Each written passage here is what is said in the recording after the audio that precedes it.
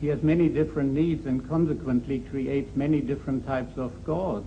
Can you define that a bit more closely? What are you actually saying? I mean, I can see Hugh Montefiore blenching, but can you actually simplify that a little for our audience? Well, if your personality is warlike, wants to proselytize, is aggressive and so on, then you go for the kind of God that the Quran portrays, which wants to proselytize the world and is warlike and so on. If you are peace-loving, you want to have an assurance of a future life and so on, and happiness, then perhaps you adopt the kind of God portrayed by the Ahmed, Deedat, would you agree with that? I don't, ma'am. You see, I don't think that our brother has read the Quran. Yes.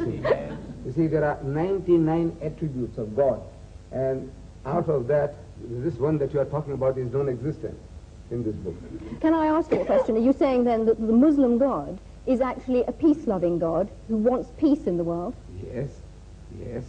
And he tells us that if somebody wars against you, you have a right to fight back, unlike turning the other cheek. What about the concept of the holy war, the jihad? Yes, that is a struggle for righteousness. For example, Britain, when she was under attack by Hitler, what you did was jihad. And we take our hat to you, to Winston Churchill, for, putting the spirit into your people. Now that is what is a defensive war. And you had to retaliate. Because if you didn't, if you just sat back, keeping Hitler at bay, it wouldn't have served the purpose. You have to attack. And in the state of nature, everyone has a right to do that.